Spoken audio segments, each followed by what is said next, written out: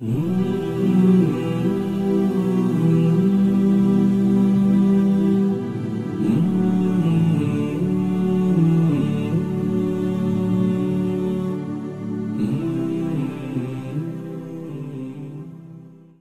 know, we live in this dunya and we are fascinated with this dunya which Allah subhanahu wa ta'ala indeed has created in a beautiful manner. We're fascinated. There are over billions of people which live on this dunya at this moment in time. Over 6 billion people that live on the dunya at this moment in time. This dunya of Allah subhanahu wa ta'ala is so big, my young friends, that there is space in this dunya for billions and billions and billions or more people.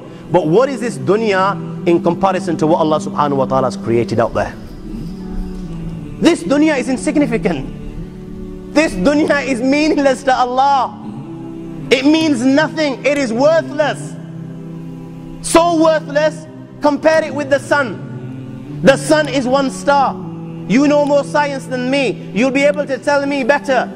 Take this planet Earth and you place it inside the sun, and you will be able to place 1.3 million Earths in the sun.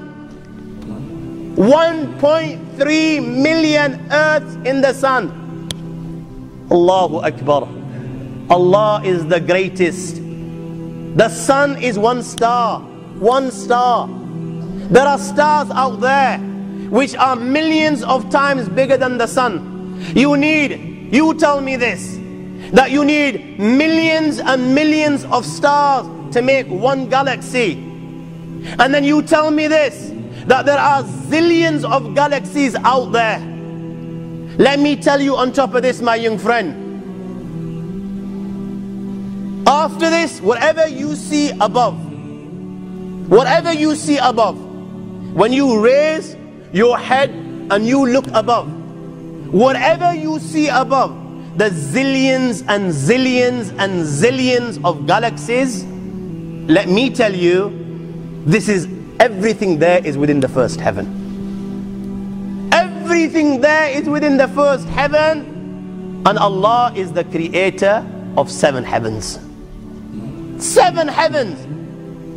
And the distance between the first heaven and the second heaven is 500 years. You know, the distance that can be covered in 500 years, at what speed? Only Allah knows. Only Allah knows.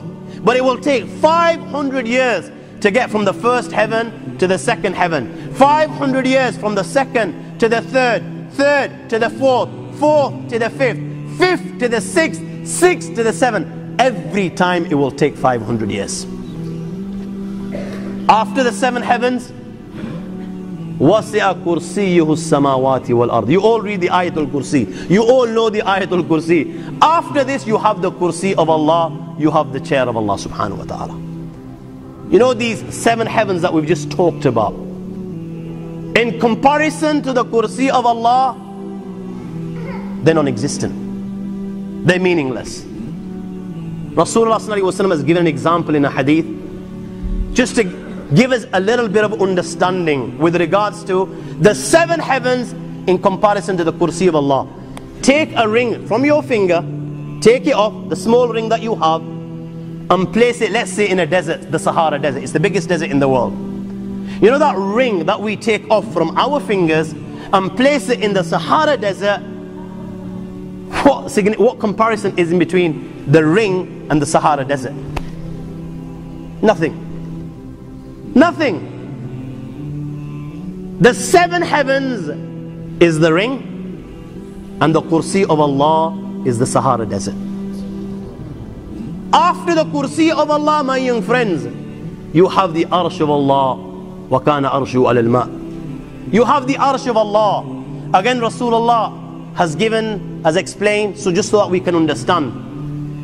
Take the ring, place it in the desert. This time, the ring is the Kursi and the Arsh is the desert. What is the Kursi in comparison to the Arsh of Allah? Nothing. Then you have angels which carry the Arsh of Allah. Their heads are in the 7th heaven and their feet are in the lowest earth.